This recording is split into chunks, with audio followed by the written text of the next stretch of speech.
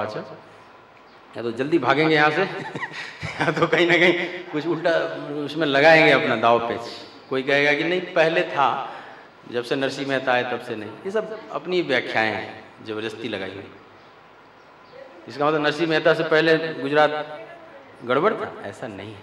बड़ा पावन भूमि है, अच्छे अच्छे संतों की लंबी परंपरा है। नरसिंह से भी पहले अच्छे अच्छे संत हुए, ऐसी कोई दिक्कत वाली बात। तो इसका आध्यात्मिक अर्थ वहां जाकर समाधान तुम्हारा होगा। गुर्जरे जीर्णताम गता, मतलब गुजरात में जाकर बूढ़ी हो गई भक्ति और ज्ञान वैराग्य सब बूढ़े हो जाते हैं, मूर्छित, मतलब गुजर बसर करने लगा। भक्ति के नाम पर हम गुजर बसर करने लगे, दिखावा करने लगे, सम्मान पाने लगे, लोगों को धन कमाने लगे, धर्म को धन का माध्यम बना दिए। वहीं पर आपके अंदर का ज्ञान वैराग्य तुरंत मूर्छित हो जाएगा और भक्ति रुदन करने लगी और बूढ़ी हो जाएगी। और ये हर साधक में आता है, अवस्थाओं से गुजरना पड़ता है। मान सम्मान का भूख उत्पन्न हो जाएगा, धन का भूख उत्पन्न हो जाएगा। कहीं देख लेंगे बड़े मंडलेश्वर जी जा रहे हैं, बड़े बड़े यहाँ ऋषिकेश में आते हैं वैराग्य लेकर साधु शुरू में, तो देखेंगे हमें तो कोई पूछ नहीं रहा है, यहाँ पर फकड़ों के बीच में बैठा हुआ। और तब तक देखे कि मंडलेश्वर जी की बड़ी बड़ी गाड़ी जा रही है, जय जयकार हो रहा आगे पीछे, समझता है। तो उसके मन में भी लोभ पकड़ लिया कि मेरा जीवन तो गया बेकार में, छोटा साधु है, बड़े ऐसा जीवन, और लग गया उसी में। फिर अब हम भी कहीं शास्त्र पढ़ें, हम भी भागवत कथा सीख लें, हमें नहीं गला है तो फिर राग अलापने सीखने लगते हैं। कितने तुमने देखा है वृंदावन में कई लड़के अब राग नहीं है तो बड़े दुखी हो जाते हैं, गला नहीं है ठीक, कैसे भागवत कथा करूंगा, क्योंकि आजकल संगीत में भागवत है, तभी लोग सुनेंगे, तभी यजमान मिलेंगे तत्व वाली कथा के कम मिलेंगे। तो अब वो राग अलापते हैं 4-4 बजे भोर में उठ कर, खूब चौपाई याद करेंगे, श्लोक याद करेंगे, म्यूजिक सीखेंगे, म्यूजिशियनों के साथ प्रैक्टिस शुरू करेंगे। ठीक ठीक कथा उतर रही है कि नहीं, वो कथा व्यापार का एक रूप ले लेती है। और लेकिन वहीं पर अगर ऐसा भाव आया, साधना के उत्कर्ष काल में आ जाता है, हर साधक को, छोड़ेगा किसी को नहीं, तो उस समय सावधान न रहा, अगर गुजर बसर करने लगा तो गुर्जरे जीर्णताम गता, समस्त भक्ति ज्ञान वैराग्य जो खिले हुए थे मरेंगे नहीं। ध्यान दो, मूर्छित हो गए हैं ज्ञान वैराग्य, लेकिन मिटेंगे नहीं, मरेंगे नहीं। एक खास बात है इसमें। क्यों? क्योंकि भगवत पथ में आप जो भी चल देते हैं एक कदम, वो मिट नहीं सकता, वो सुरक्षित रहेगा। माया वहां आवरण डाल देगी, देर कर देगी आपको, आपकी यात्रा में बाधा डाल देगी, लेकिन मिटा नहीं सकती आपकी उपलब्धि को। क्योंकि हरि सत्य है तो हरि का भजन भी सत्य है। तो आपने जो थोड़ा भी भजन किया है, गीता में भगवान कहते हैं कि नेहा विक्रमणा सोस्ति प्रत्यवायो न विद्यते स्वल्पम अपस्य धर्मस्य त्रायते महतो भयात्। पार्थ, इसमें आरंभ का नाश नहीं है। जरा भी आरंभ हो जाए भगवत पथ की यात्रा, नष्ट नहीं की सकती माया। और उल्टा फल रूपी दोष भी नहीं, जैसे देवताओं की उपासना में कई बार विपरीत फल आ जाते हैं, ऐसा नहीं है। इसमें बढ़िया ही फल, अमृत का ही फल लगेगा, कभी विष का फल नहीं लग सकता। और स्वल्पम अपि अस्य धर्मस्य, थोड़ा भी आचरण कोई कर लिया पार्थ तो त्रायते महतो भय, महान भय से रक्षा कर लेता है। ये भगवत पथ जो जीवन मरण का महान भय है अज्ञानता में, उससे रक्षा कर लेता है, अमृत तो प्रदान कर देता है। तो जो भी हमने तय कर लिया, जितना स्टेप, उतना स्टेप सुरक्षित हो गया। माया मिटा नहीं सकती, वहां गुमराह करके आपको देर कर सकती है। तो ये ज्ञान वैराग्य उत्पन्न हो गया, मरेंगे नहीं, यही एक खास बात है। मूर्छित हो गए, मरेंगे नहीं, पर अब समय कब जगेंगे कह नहीं सकते। वृंदावन आती है भक्ति माता, बोलती है यहाँ का स्पर्श पाकर मैं तो युवती हो गई, लेकिन ये दोनों अभी नहीं जगे, अभी भी नहीं जग रहे। मतलब जब कई बार हमने भक्ति अच्छी किया है, लेकिन किसी समय हम गुमराह हो गए, माया में उलझ गए, तो कई बार आप भी पाते हो कि पहले जैसा भजन नहीं हो रहा है। तो कहीं ना कहीं आप उलझे हैं, आप उसका ठीक ठीक एनालिसिस करें तो आप पाएंगे कि हम यहाँ उलझ गया। आप ही उसके दोषी हैं, कोई और नहीं है। रिझ न पाए अगर भक्त वत्सल प्रभु, तो सत्य है साधना में कमी रह गई। किसी और पर दोष मत देना, अपना विश्लेषण करो कि हमारे भक्ति ज्ञान वैराग्य क्यों रुदन कर रहे हैं। तो कारण कभी दूसरों पर फेंक दो, अच्छा गुरु नहीं मिला, तो अच्छी संगत नहीं मिली, अच्छी साधना ठीक से नहीं समझाया किसी ने, तो पति देव उपद्रव कर रहे, तो पत्नी उपद्रव कर रही थी, तो बच्चे ठीक नहीं मिले, तो कलयुग छाया हुआ था। ये सब व्यर्थ की बातें हैं, ये बचने की, ये सब चीटिंग है। रिझ न पाए अगर भक्त वत्सल प्रभु, रिझ न पाए अगर भक्त वत्सल प्रभु। तो सत्य है साधना में कमी रह गई, सत्य है साधना में अपनी, हाँ सत्य है साधना में कमी रह गई, सत्य है साधना में कमी रह गई। कैसे कर दूं प्रभु की कृपा में कमी, कैसे कर दूं प्रभु की कृपा में कमी।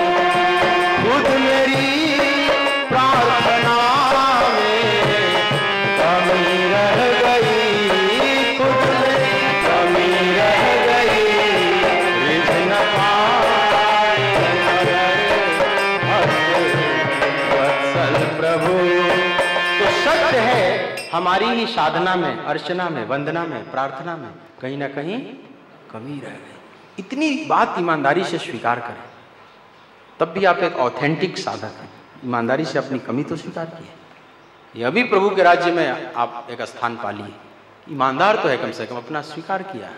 अपि चेत सुदुराचारो भजते माम अनन्यवा साधुरेव समन्तव्य सम्यक व्यवस्थित क्षिप्रम भवति धर्मात्मा शाश्वत शांतिम निगच्छति कौन्तेय प्रतिजानीह नमे भक्त प्रणस्य। चाहे अपि चेत सुदुराचारो भी क्यों न हो, लेकिन अनन्य भाव से भगवान को स्वीकार कर लिया और अपनी ईमानदारी से अपनी कमी को स्वीकार कर लिया, तो भी वह भक्त मान्य साधुरेव समन्तव्य। अब वो धीरे धीरे पक्का साधु होता चला जाएगा, गहरे साधु होता चला जाएगा। तो जहां जहां माया आवरण डालती है उसमें कमी हमारी होती है। और एक बात इसमें प्लस पॉइंट यही है कि जो हमने स्टेप उठा लिया है, जो स्टेप तय कर चुके हैं, उसको माया नहीं मिटा सकती। शाश्वत को झूठी माया कैसे मिटा सकती? सत्य को झूठा कैसे मिटा सकता है? नहीं मिटा सकता। यही सुकून की बात है। अनेक जन्म संसिद्धस्तो याति परामगत, अनेक जन्मों के अंतराल में साधक मेरे पास पहुंच जाता है पार्थ, स्टेप बाय स्टेप, जब सब इकट्ठा होता चला जाता है। तो वृंदावन में आती है भक्ति अपने ज्ञान वैराग्य पुत्रों को लेकर जो मूर्छित हैं, और लेकिन इसलिए भक्ति रुदन कर रही है। तो वृंदावन में भक्ति अपने पुनः स्वरूप में आ गई, लेकिन फिर भी रोती हुई, हंसती हुई नहीं। स्वरूप तो सब हो गया, लेकिन स्वभाव अभी भी रुदन वाला है, हंसा नहीं, हंसी नहीं। क्यों? और क्यों वृंदावन में अपने स्वरूप को प्राप्त कर ली? इस बात को समझे। तो जब साधक गुमराह हो जाता है माया में और पहले जैसा भजन नहीं हो रहा है, कभी कभी तीर्थों में जाता है, मान लो आप वृंदावन में चले गए और देखा कि यहाँ जगह जगह फूल बंगले बन रहे हैं, कीर्तन हो रहा है, हरिनाम हो रहा है, लोग परिक्रमा कर रहे हैं, दंडवत कर रहे हैं, भागवत कथाएं चल रही हैं, महारास मंडलियां गुलास लीलाएं कर रही हैं, और चारों तरफ राधे राधे हो रहा है। उस जब वायुमंडल में जाता है तो उसका जो पूर्व स्वभाव है ना, फिर से हलन चलन मारने लगता है अपना। अरे पहले तो मैं भी ऐसा ही था, पहले तो मैं भी इसी तरह से करता था, आज वो कहां चला गया? फिर से उसकी मस्ती कहीं ना कहीं से जगने लगती है। तो फिर से जगती तो है, भक्ति आ गई पहले जैसी, फिर से राधे राधे वो भी बोलने लगा, वो भी जाप करने लगा, परिक्रमा करने लगा, दर्शन करने लगा ठाकुर का जगह जगह। लेकिन अभी भी अंदर से रो रहा है, मैंने भक्ति रो रही है, क्योंकि ज्ञान वैराग्य अभी नहीं जगा है। केवल तीर्थ नहीं जगा सकता। आप वृंदावन का केवल परेड करते रहो ऋषिकेश का और चाहो कि इससे ज्ञान वैराग्य जग जाए, तो आप बहुत धोखे में। उद्दीपना हो सकती है, लेकिन ज्ञान वैराग्य जगाएंगे संत। यही इस कथा की प्रारंभिक महत्ता दिखाई है। यहाँ संत का महत्व दिखाया गया, भागवत कथा का जो महात्म्य, और वही संत मिल गए। नहीं तो नारद से याचना करने की क्या जरूरत थी? अगर वृंदावन पर्याप्त था तो नारद से फिर भीख मांगने की क्या जरूरत थी? वो साधु क्षण तिष्ठा मत चिंताम अपि नाशय, जरा एक क्षण भी रुक जाओ, क्योंकि हमने सुना है कि दर्शनम तव लोकस्य सर्वथा आगारम परम। तो तीर्थ यात्राएं जरूरी हैं शुरू में, लेकिन तीर्थ पर्याप्त नहीं है जब तक संत रूपी परम तीर्थ न मिल जाए। और नारद रूपी तीर्थ मिल गए देव भक्ति माता को। अब नारद जी बड़े दुखी, अंदर से पीड़ित हो रहे, अपने दुख से नहीं, किसी और के दुख से। ध्यान देना, नारद को अपना कोई दुख नहीं। जो नर दुख में दुख नहीं माने, दुख भी उसको दुखी नहीं कर सकता। लेकिन क्या भाषा बोलते हैं अब भक्ति माता के कष्ट को दूर करने के लिए? थोड़ी आश्वासन की भाषा कि वृथा खेदय से बाले अहो चिंता तुरा कथम श्री कृष्ण चरणाम भोजम स्मर दुखम गमिष्यति। हे बाले, देवी, तुम व्यर्थ दुखी हो रही हो, खेद कर रही हो। अरे इसमें चिंता की क्या बात है? चिंता छोड़ो। संत ऐसे बोलेंगे तो क्या करो? तो चिंतन करो। किसका? तो श्री कृष्ण चरणाम भुजम, भगवान श्री कृष्ण के चरण कमलों का चिंतन करो। स्मरम दुखम गमिष्यति, समस्त दुखों का नाश करने वाला। देखो, संत होगा तो यही एकमात्र उपाय बताएगा, और इससे ज्यादा कोई उपाय बताया तो समझ लो कि संतत्व में कहीं बट्टा है, कहीं न कहीं गड़बड़ है। वैसे तो संत पहचानने का कोई आपके पास दृष्टि नहीं है। को कहा संत हम चिन्हा, तुलसी कानों पर हाथ धर लेना। फिर भी एक मोटा मोटा अनुमान लगा सकते हैं, झूठा ही अपना दुख रोक के दिखा दो। और अगर कोई उन सामने वाले बोल दिए कि अब इसके लिए तो ये अनुष्ठान कर लो, ये पत्थर पहन लो, इतना जाप करा लो, अगर ये सब कुल कह रहे हैं, गाय का जाकर खिला दो रोटी आजकल दिल्ली में गाय है नहीं, और ज्योतिषी बता देते हैं रोटी खिलाओ।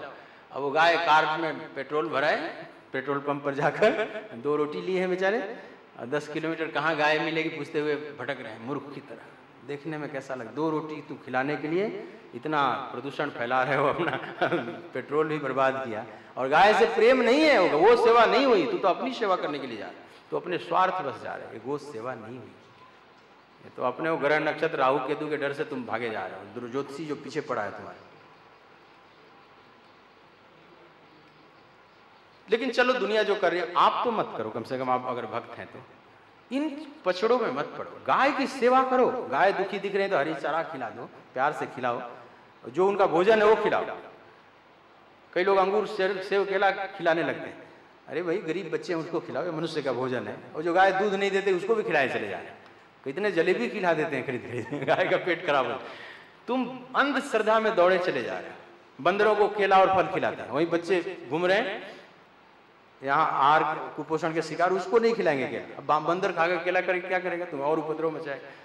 वृंदावन में परेशान है सब बंदरों की उत्पात से। ज्यादा ज्यादा चना वना खिला दो। इतना गरीब देश है कि यहाँ चना भी बहुत महंगा है, दाल देखिए हो कितना महंगा है। तुम्हारे पेट में कहाँ इतना अभी अन्न, और आप ओवरफ्लो हो रहे होगी। लेकिन कौन कहाँ जरूरत है ऐसा चीज खिलाए उसको। अंधश्रद्धा में मत पड़ जाओ। हमें तो इसका मतलब आप पुण्य के लोभी होकर खिला रहे हैं, आप अपने स्वार्थ में कहीं खिला रहे हैं। उस जीव से आपको बहुत प्रेम नहीं है। जीव से प्रेम होगा तो उसका आहार दे दें, इतना ठीक है। लेकिन इसलिए नहीं कि हमारे ये हो जाए वो हो जाए, ये तो कामना युक्त, ये तो लेन देन हो गया, ये भक्ति नहीं हुई। तो निस्वार्थ भाव से आप करें और कर्मकांड में न पड़े। आपके पास एक ही कर्मकांड है, या तो कि आप भगवान का स्मरण करें। यही संत उपाय बताएंगे, इसके अलावा कोई उपाय नहीं बताएंगे। उनके समझ लो, इसको मास्टर की समझ लो। ये सारे तालों के, मान लो इस आश्रम में बहुत से कमरे हैं तो बहुत से ताले भी होंगे, और सारे तालों के चाबी को ऑफिस में लगाई गई होगी, फलाना नंबर ढिमाका नंबर को लिखा होगा। और एक मास्टर की बना दिया जाए जिसे सारे ताले खुल जाते हैं, तो सारे गुच्छे हटा देंगे आप, चिंता नहीं है। गुच्छों का भार और उसकी गणना और उसका इतना हिसाब किताब। तो भगवान की भक्ति मास्टर की है, जहां से जीवन के सारे ताले खुलते हैं, जहां से सारा समाधान होता है।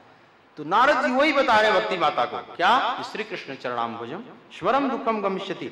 भगवान श्री कृष्ण का आप स्मरण करें, जो समस्त दुखों को नाश करने वाला त्रय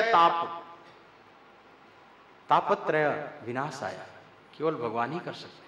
देवी तुम चिंता ना करो, चिंतन करो। यही एक उपाय है, संत जानते हैं, इससे अलावा और कोई उपाय है भी नहीं। नानक दुखिया सब संसार सुखिया, सोई जाको नाम। ये बिल्कुल ठीक है, ये अनुभव से की गई बात। आश्वासन दिए भक्ति माता को बड़ा आनंद आया। भक्ति माता का जैसे हृदय एकदम शीतल हो गया, और शीतल हो गया तो नारद जी को भी धन्यवाद देने लगी। अहो नारद धन्योसी प्रीति से मई निश्चला, भगवान में आपकी प्रीति बड़ी अचल है, धन्य है आप नारद, मैं आपके हृदय से कभी नहीं जाऊंगी छोड़कर। और नारद जी अब प्रयास करते हैं, तो प्रयास कर गए उन दोनों पुत्रों के पास, और उनके कान में वेद मंत्रों का उद्घोष किया, वेदांत का पाठ किया, उपनिषद मंत्रों का पाठ किया, श्रीमद् भगवत गीता के श्लोकों का पाठ किया। उसका परिणाम तो आया कुछ कि दोनों बैठ गए, थोड़ी सी आंखें खोले, लेकिन थोड़ी देर के बाद फिर आंखें बंद हो गई और लुढ़क के फिर गिर गए, फिर वैसे ही हो गए। अब नारद जी को बड़ा आश्चर्य, अब क्या किया जाए, चिंतित हैं, समाधान नहीं मिल रहा है। उसी समय आकाशवाणी हुई, ए तदर्थम तु सत्कर्म सुरर से त्वं समाचर तते कर्मा विधास्यन्ति साधवः साधु भूषणा। हे देवर्षि, अगर आप कष्ट निवारण करना चाहते हैं भक्ति के, तो ए तदर्थम तु सत्कर्म, इसके लिए आपको सत्कर्म करना होगा। पर सत्कर्म क्या है, आकाश ने यह नहीं बोला, बोला कि इसके लिए साधव साधु भूषण, जब संत शिरोपणी मिलेंगे वे बताएंगे कि आप क्या करो जिससे भक्ति के कष्ट का निवारण हो। अब आकाश ने सीधा ही क्यों नहीं बोल दिया, क्योंकि संत की महिमा प्रकाशित करना चाहता, उस संत के माध्यम से वो बात आएगी अब उतर कर। अब नारद जी फिर संत ढूंढे, नारद एक स्वयं संत और फिर एक संत ढूंढे, लेकिन बात बनेगी संत से ही। तो नारद आश्वासन दिए भक्ति माता का कि आप देवी, जरूर मैं प्रयास करके उपाय ढूंढ लाऊंगा, आप थोड़ा धैर्य धारण करो। निकल पड़ते हैं नारद, और क्या समाधान है, इस समाधान को ढूंढने के लिए उत्तराखंड में बढ़ते चले जा रहे हैं। जिसको भी वैराग्य होता है या कोई ज्ञान जिज्ञासा बढ़ती है जिसमें, उत्तराखंड की तरफ भागता है, तो वे भी चले आ रहे हैं। और यहाँ संतों का जमावड़ा था बहुत, हरिद्वार पहुंचते हैं और प्रश्न करते हैं कि आकाश ने जो बोला है सत्कर्म कौन सा है, लेकिन वहां के संत नहीं बता रहे। ऋषिकेश में भी किसी ने नहीं बताया। यहां तक कि संत सोचे कि जब नारद को जैसे संत को नहीं पता तो हम क्या बताएं। नारद कोई छोटे मोटे संत तो है ना, कितने संत तो आश्रम छोड़ के इधर उधर चले जाए कि आएंगे मिलूंगा ही नहीं, तो प्रश्न का सामना नहीं करना पड़ेगा। कितने अपने शिष्यों को बोल दे कि काष्ठ मौन में बोल देना कि चले गए हैं गुरु जी, अनिश्चितकालीन मौन धारण किए हुए, कब बाहर आएंगे नहीं पता, तो इससे भी झंझट भी, बोलूंगा ही नहीं तो वो सामना करना ही नहीं पड़ेगा प्रश्नोत्तरी का। तो नारद जी समझ गए, फिर सोचे कि मैं खुद ही प्रयास करके पूछूंगा भगवान से, और गहन हिमालय में आगे बढ़ते चले जा रहे, उत्तराखंड में बढ़ते जा रहे, बद्रीनाथ चले गए। वहां भगवान की आराधना करके मैं पूछूंगा। बहुत पुरुषार्थ किया ना, बद्रीनाथ तक चले गए, और वहां जाते हैं तो 4 संत का दर्शन हो गया अचानक। उनका नाम है सनक, सनंदन, सनातन और सनत कुमार, और वे सदा कीर्तन किया करते थे। कभी कभी मौन होकर ध्यान करें या तो बोले तो कीर्तन करें। उनका कीर्तन था हरि शरणम, हरि शरणम एव ही नित्यम येषाम मुखे वचन। देखो ये हरि शरणम भागवत का कीर्तन है। कुछ कीर्तन भागवत द्वारा प्रमाणित है, जैसे श्री कृष्ण गोविंद हरे मुरारे, ये सब भागवत का। तो ये हरि शरणम, हरि शरणम, हरि शरणम, हरि शरणम, हरि शरणम, हरि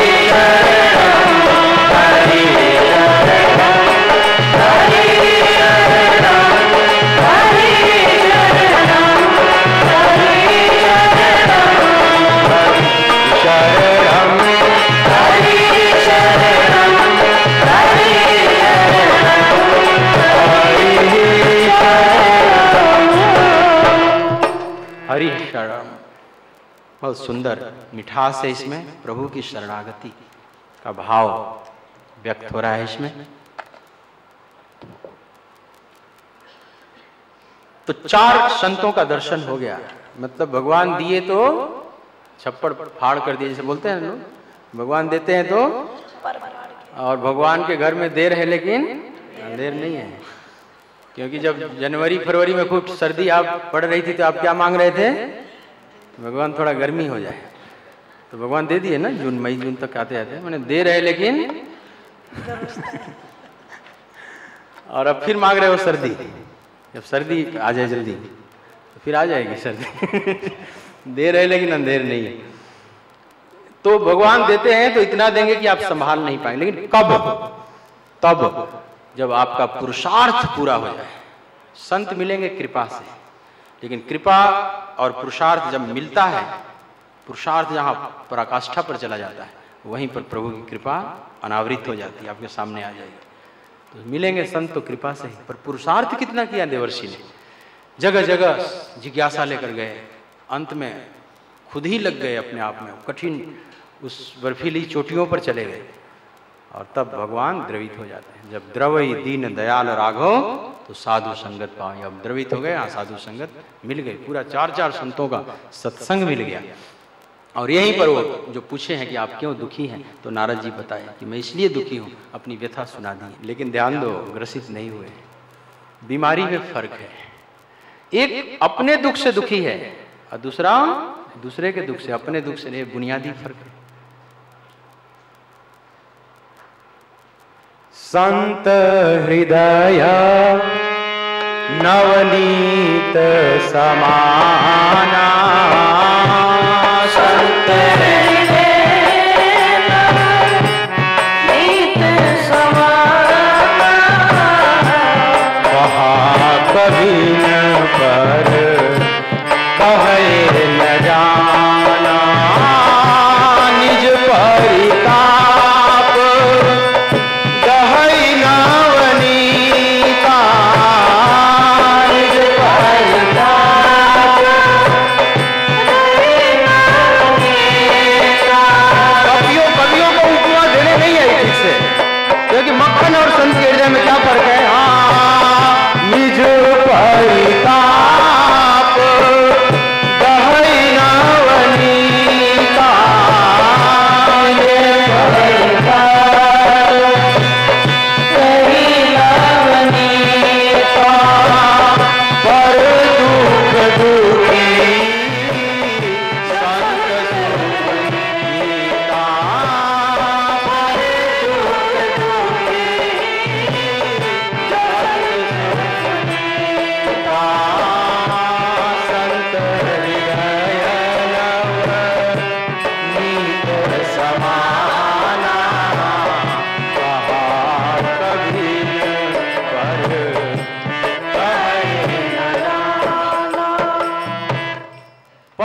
दुखी अपना दुख नहीं रोएगा। एक यह भी लक्षण समझ लो, 2 लक्षण आप ऊपर से संत समझने का एक मोटा मोटी समझ लो, वो भी पूरा ऑथेंटिक नहीं है पर समझ लो। एक तो ये कि एक ही बात बताएगा, भगवान का भजन करो, चिंतन करो, और कोई कर्मकांड के जाल में, दलदल में आपको नहीं फंसाएगा, क्योंकि वो अनुभव से जानता है कि यही मास्टर की है सब दुखों के ताले को खोलने के लिए। और दूसरा लक्ष्य है कि अपने दुखड़ा को नहीं रोएगा। क्यों? क्योंकि अपने दुख को दुख मानता ही नहीं, तो रोए किस बात का? जो नर दुख में दुख नहीं, गुरु नानक देव ने कहा ना कि जो नर दुख में दुख नहीं माने, जो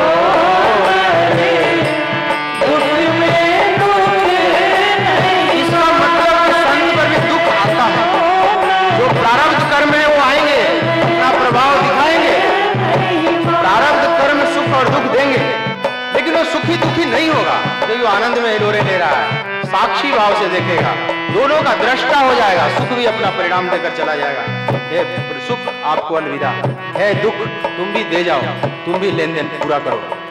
प्रारब्ध कर्म को साक्षी भाव में झेलता है, संस्कार नहीं बनने देता, लिपायमान नहीं होता, भोक्ता उसका नहीं बनता। दुख का न सुख। जो नर दुख में दुख नहीं माने, जो नर दुख में दुख नहीं माने, सुख सने भय नहीं जाके,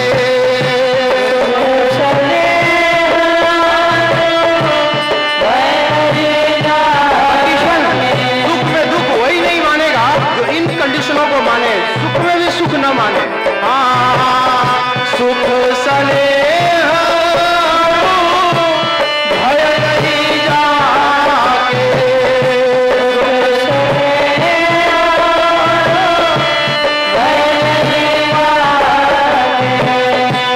पंचन माटी माने, जो दुख में दुख नहीं माने, गोविंद मेरो है, गोपाल मेरो है, गोविंद मेरो है, हरि गोपाल मेरो है, गोविंद मेरो है, गोपाल मेरो है, गोविंद मेरो है, गोपाल मेरो है, मेरो बाके बिहारी नंदलाल मेरो है, मेरो बाके बिहारी नंदलाल मेरो है, मेरो बाके बिहारी नंदलाल मेरो है, मेरो बाके बिहारी नंदलाल मेरो है,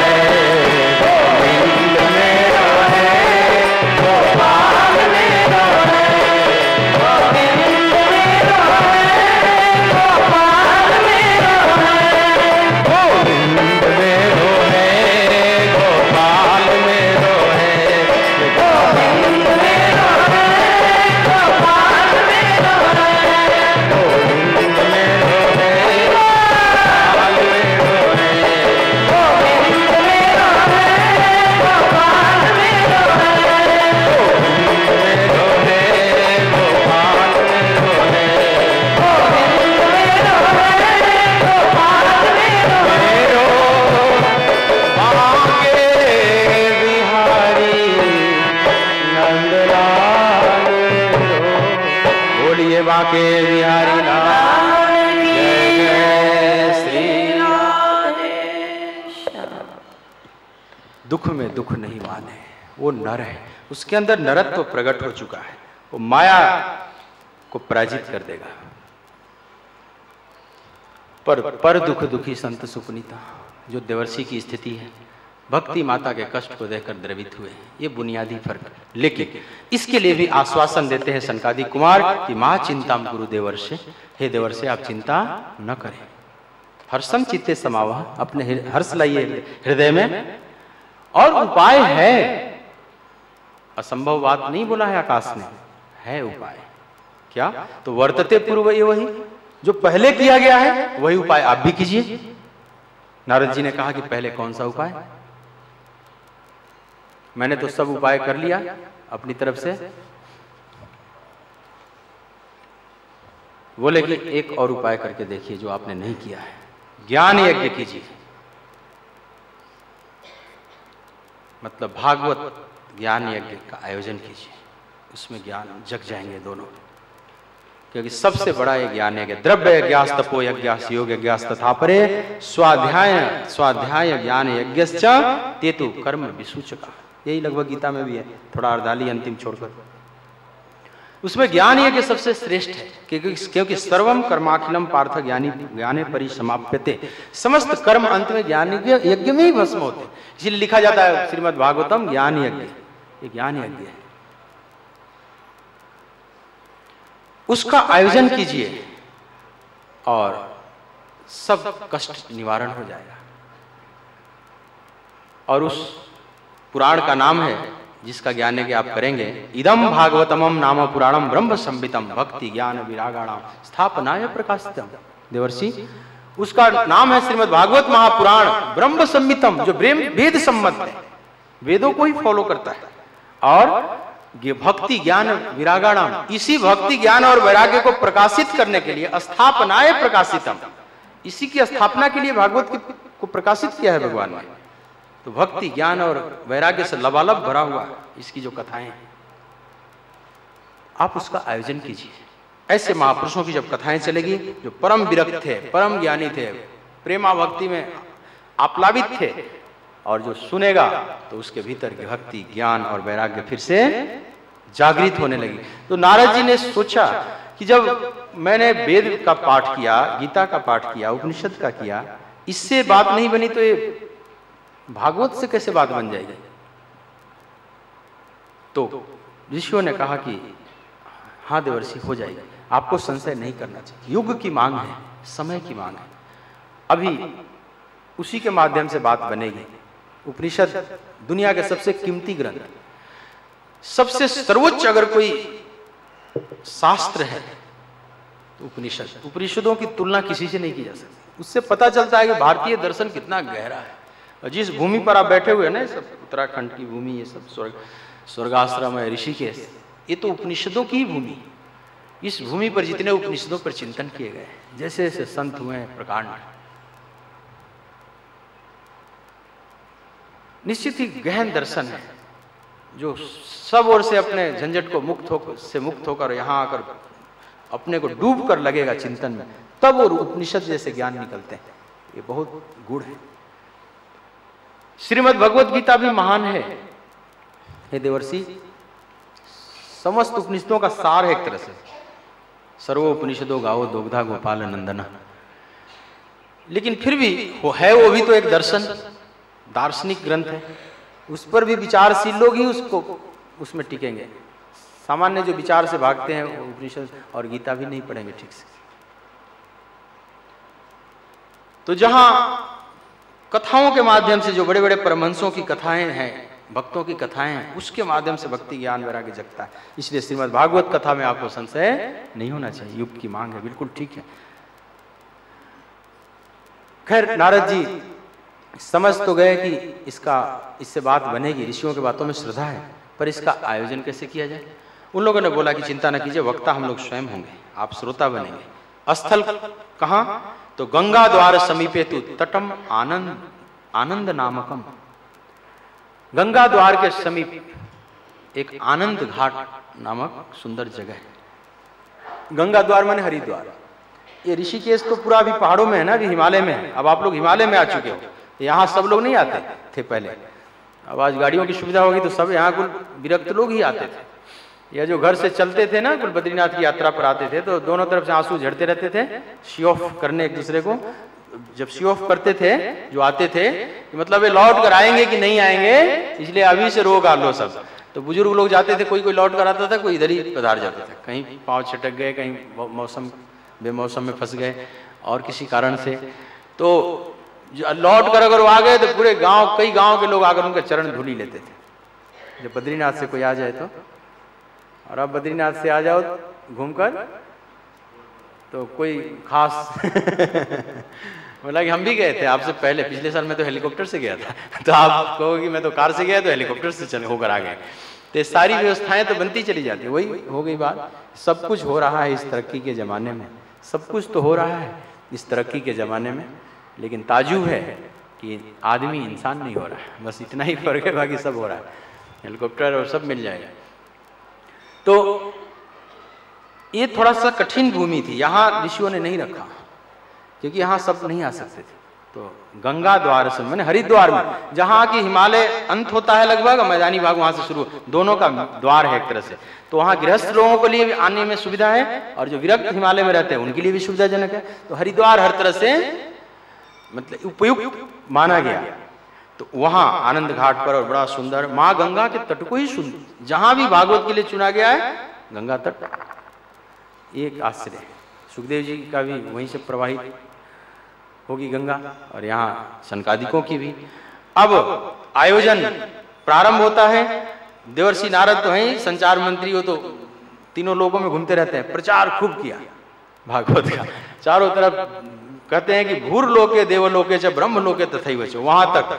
और सबको आमंत्रित किया, सब आ गए, सब लोग, बड़ा आनंद है, खुशी है, गृहस्थ विरक्त सब आए हुए हैं, सब यथा योग्य आसन लेकर बैठ गए।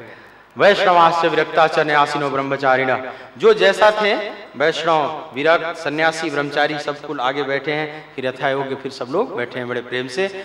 और इस तरह से नारद जी भी फिर सन्मुख बैठे, और एक और खाली आसन लगाया गया था, 3 आसन और खाली लगाए गए थे, और कथा प्रारंभ होती है। और जब सनकादिक कथा करते हैं तो उनके कथा की महिमा कौन गा सकता है। उन लोगों ने बड़े प्रेम से भागवत कथा का वर्णन किया और कहा कि सदा सेव्या श्रीमद् भागवती कथा सदा सेवन करने योग्य है।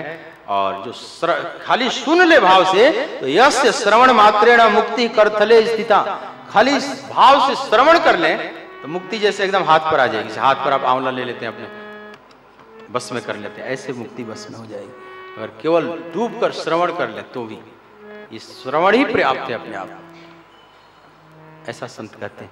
फिर इन लोगों ने अनेक ढंग से प्रकाश डाला श्रीमद् भागवत पर और कहा कि तेने हम वांगमयी मूर्ति प्रत्यक्षा वर्तते हरे, यह भगवान की वांगमयी मूर्ति है। वांगमयी माने शब्दमयी विग्रह।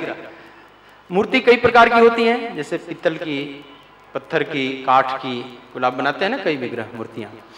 उसी तरह से भगवान की यह भी मूर्ति है जो भागवत जी यहाँ स्थापित की जाती है, ये वांगमयी मूर्ति कहा जाता है, माने शब्दमयी। वांग माने शब्द, वाणी, यह शब्दमयी विग्रह है, बहुत श्रेष्ठ विग्रह है।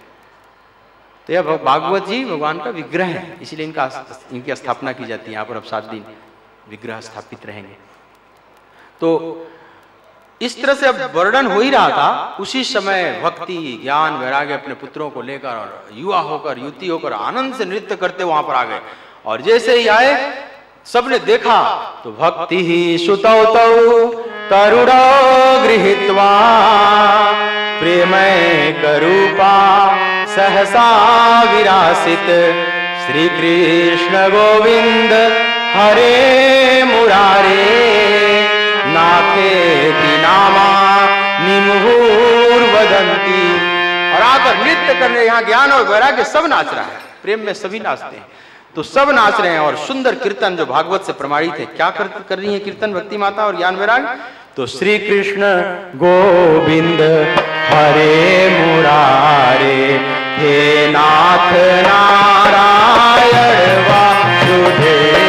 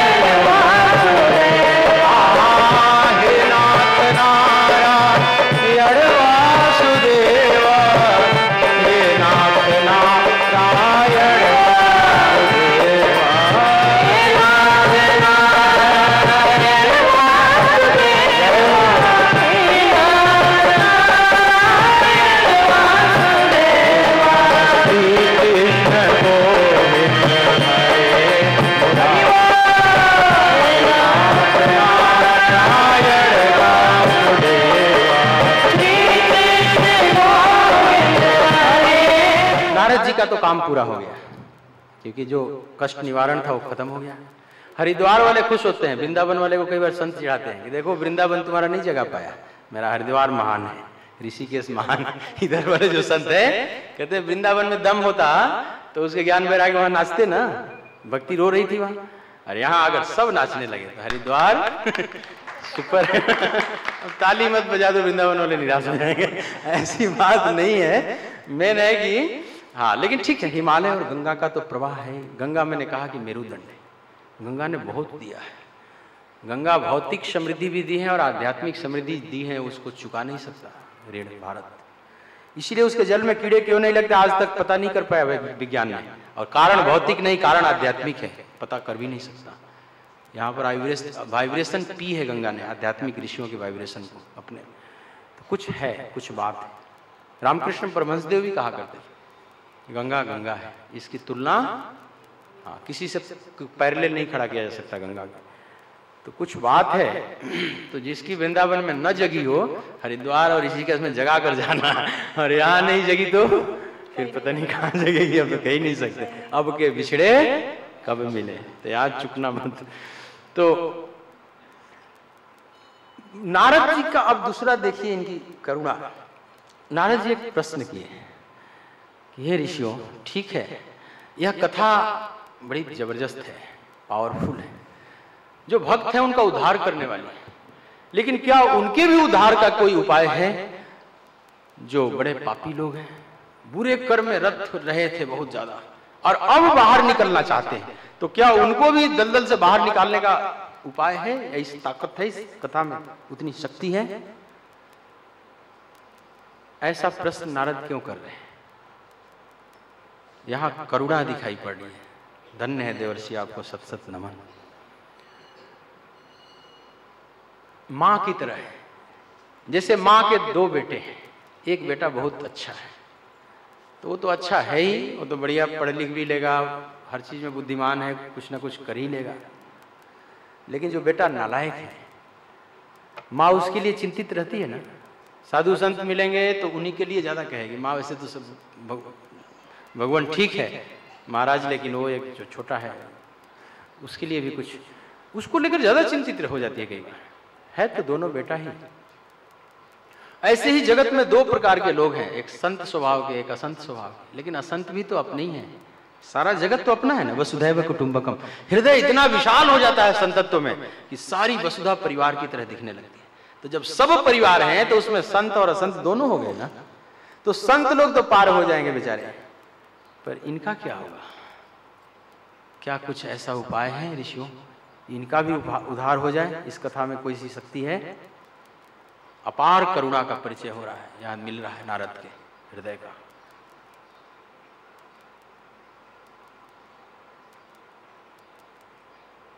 शनकादिक आनंदित हुए ऐसे प्रश्न से कि देखो इनको अपनी तो कोई चिंता है नहीं, लेकिन एक तो चिंता की है भक्ति की, और अब जो अभक्त लोग हैं उनकी भी चिंता करने लगे। मैंने सारे जगत का जिसको चिंता, उससे बड़ा।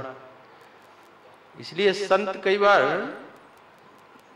साधु के दुख दूना कहा गया है। राजा दुखिया प्रजा दुखिया, साधु के दुख दूना। कहे कबीर सुनो भाई साधु को नगर नहीं सुना। तो साधु के दुख दूना कैसे?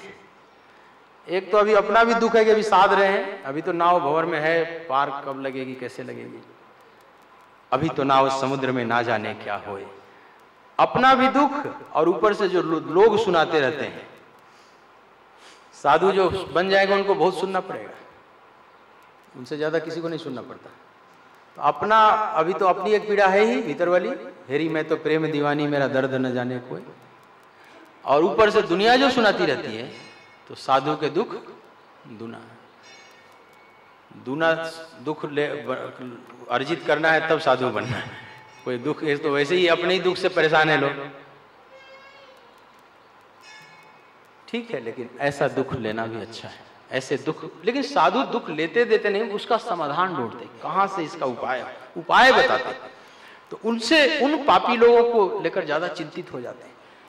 तो प्रसन्न है सनकादि इनकी करुणा को देखकर, मातृत्व को देखकर, और फिर कहना प्रारंभ करते हैं कि देवर्षि आप क्यों चिंता करते हैं, उनके लिए भी उपाय है। एक महान आश्वासन, अरे देवर्षि जो उग्र पापी हो, दुनिया का नंबर 1 का पापी हो, 5 प्रकार के कठोर पापों को भी किया हो, अगर वह भी भाव से कथा का श्रवण कर ले तो उसकी भी मुक्ति हो जाएगी। पर इसका कोई गलत अर्थ ना निकालेगी, कुछ भी करूं काला सफेद और भागवत कथा सुन लूं और करा लूं तो मैं मुक्त हो जाऊं। नहीं, दोबारा पाप न करने का संकल्प ले। अब तो जो हो चुका प्रभु हो चुका, अब नहीं करूंगा, ऐसा भाव। अब लाओ, गोस्वामी जी लिखते हैं, तुलसीदास विनय पत्रिका, अब लाओ नसान अब नान सही हो, अब नान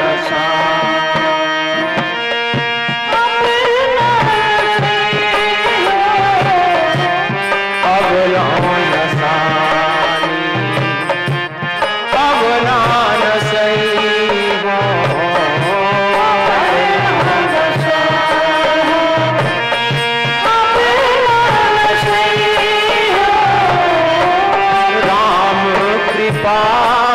भव निशा सिरानी, राम कृपा भव निशा सिरानी, जागत फिर ना दसई हो, अब लौन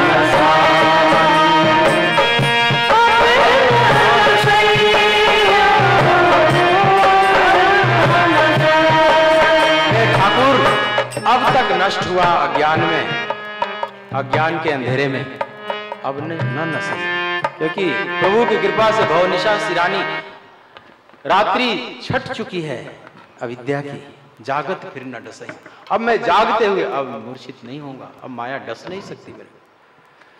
ऐसा भाव अगर हृदय में आ गया आपके, अबलौ नसानी अबना नसई, अगर ऐसा भाव आ गया तो आप चाहे जो भी किए हो सब माफ कर दिए जाएंगे, क्योंकि अपने बल पर तो कोई पार नहीं हो सकता ना।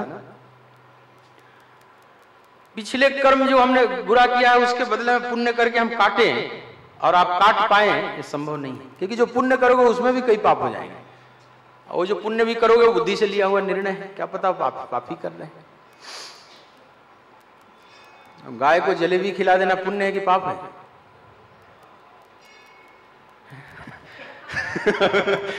तो कुछ कह नहीं सकते। क्या पता गाय आनंदित हो जाए और फिर आपसे हाथ से छीनकर खाने लगे, उसको अच्छा लग रहा है। कंफ्यूज्ड हो जाओगे कि गाय को जलेबी खिलाना पुण्य है कि पाप है। और मान लो गाय को अंगूर ही खिला दिया, क्या पता वो पहले से बेचारी बहुत खाई हो और पेट खराब हो गया उसका। तुम तो गए थे पुण्य करने, हो गया पाप। इतना पुण्य पाप का जो कर्मों का जाल है, इसको समझना आसान है? ये तो बहुत दुरूह बात है। तो क्यों हम इस पचड़े में? तो भगवान कभी ये नहीं कहते कि तुम लेन देन पूरा कर दोगे तब, नहीं, माफ कर दिए जाएंगे। पर ये अबलौ नसानी अबनौ न सही हो, ये भाव आना चाहिए। ये सूरदास कहते हैं कि हमारे प्रभु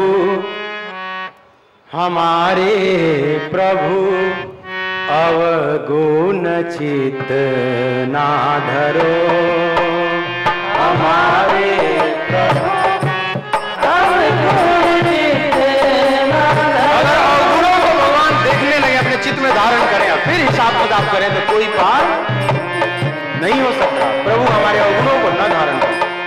हमारे प्रभु अवगुण चित ना धरो, हमारे प्रभु अवगुण चित ना धरो। करुणा में सूर ने गाया है, इतनी करुणापूर्ण यह पद है। आप याद कर लेना इसको, गाना तू भी एकांत में कर, याद ही होगा। बचपन 6ठी 7वीं के कविताओं में भी पढ़ाया जाता है। पता नहीं वो विद्यार्थी भी क्या समझते हैं, वो टीचर पढ़ाने वाला भी क्या, लेकिन आज तो आप समझते हो साधना, गंगा के तट पर जाकर रोना।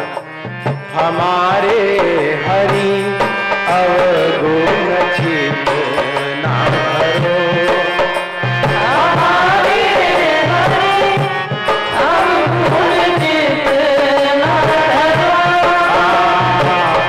समदर्शी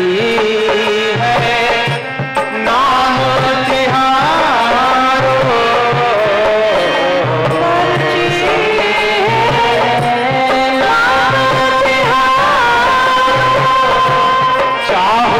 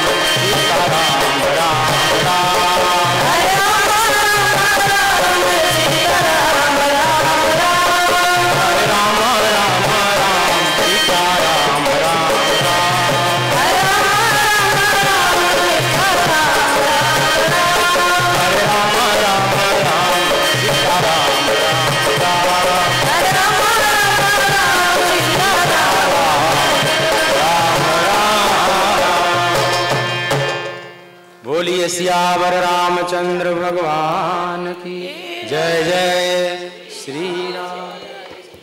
हमारे प्रभु भगवान नहीं धारण करते हैं, बस हमारी तरफ से जो करने योग्य क्रिया है पूर्ण समर्पण, द कंप्लीट सरेंडर जिसको कहते हैं, पूर्ण शरणागति। जो बीत गई सो बात गई और अब नष्ट नहीं होगा। अब लो नसानी अब ना। तो हे देवर्षि, जो इस संकल्प के साथ भाव से डूबकर इस कथा का श्रवण कर ले उसका उद्धार हो जाता है। और तो और देवर्षि, कोई प्रेत योनि में भी भटकती हुई आत्मा अगर भागवत की कथा सुन ले भाव से तो वह भी मुक्त हो जाएगा। तब चौंक पड़े नारद जी, प्रेत भी मुक्त हो जाएगा, ये कैसे हो सकता है? बोले हाँ, और ऐसी घटना घटी है, हम लोग उदाहरण देते और एक कथानक सुनाने लगे सनकादि कुमार। उसका नाम है गोकर्णोपाख्यान। गोकर्णोपाख्यान पर हम चर्चा करेंगे और उसके साथ कथा की विश्रांति दी जाए। आइए एक सुंदर भजन का श्रवण करें हम लोग, फिर आगे कथा में बढ़ते हैं। बोलिए भक्त वत्सल भगवान की। ये कथा बहुत ही मार्मिक है, इसमें चूक होने की बड़ी संभावना रहती है। जितनी समझ आए वो तो पी लेनी चाहिए, जितनी नहीं आए वो गुरु के चरण में डोर छोड़ दो। गुरु की कृपा होगी और हमारा भी उद्धार हो जाएगा।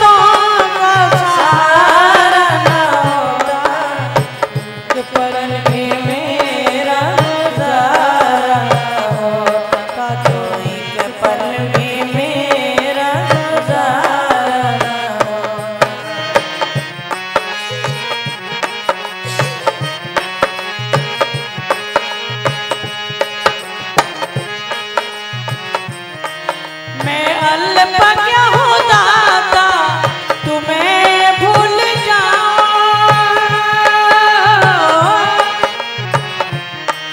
मैं अल्प क्या हो दाता तुम्हें भूल जाऊं,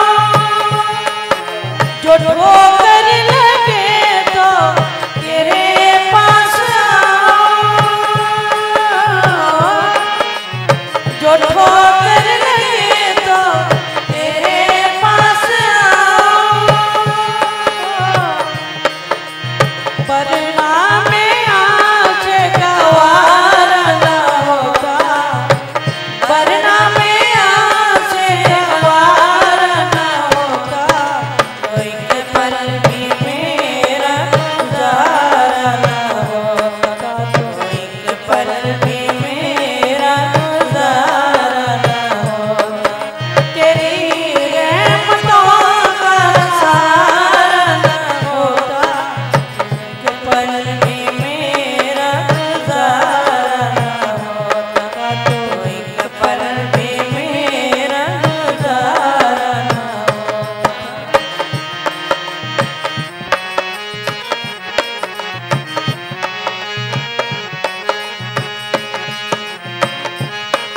तेरे भक्त विष पीकर भी मुस्कुराते, तेरे भक्त विष पीकर भी मुस्कुराते, तेरी इच्छा पूर्ण हो यही गीत गाते, तेरे भक्त विष पीकर भी मुस्कुराते, तेरी इच्छा पूर्ण हो यही गीत गाते,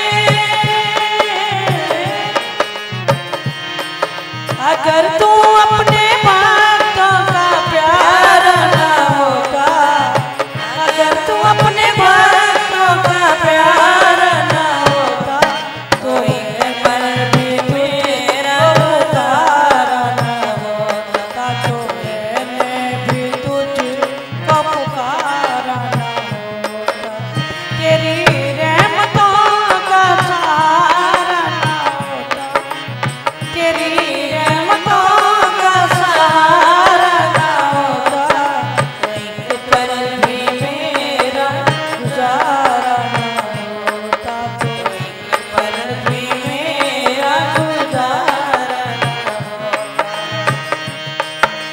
राधे राधे गोविंद गोविंद राधे, राधे राधे गोविंद गोविंद राधे, राधे राधे गोविंद गोविंद राधे, राधे गोविंद गोविंद राधे, राधे राधे गोविंद गोविंद राधे, राधे राधे गोविंद गोविंद राधे, गोविंद राधे गोपाल राधे, गोविंद राधे गोपाल राधे, गोविंद राधे गोपाल राधे, गोविंद राधे गोपाल राधे, राधे राधे गोविंद गोविंद राधे, राधे राधे गोविंद गोविंद राधे, राधे राधे गोविंद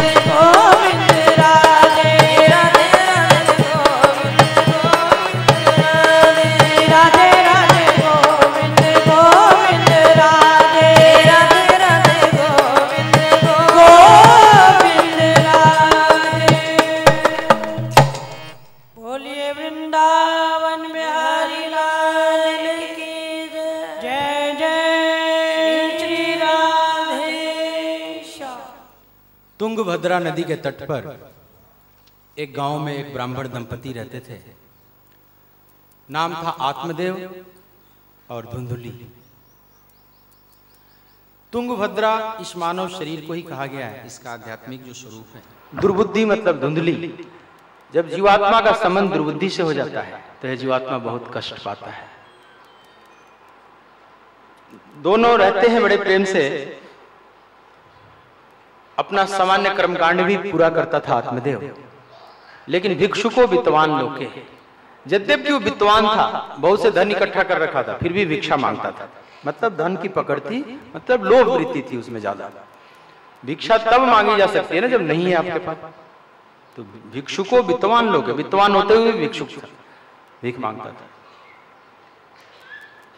और उसकी जो पत्नी थी धुंधली, उसमें कई गुण दोष थे। सुकुलोद्भवा, अच्छे कुल में उत्पन्न हुई थी, बैकग्राउंड अच्छा था उसका।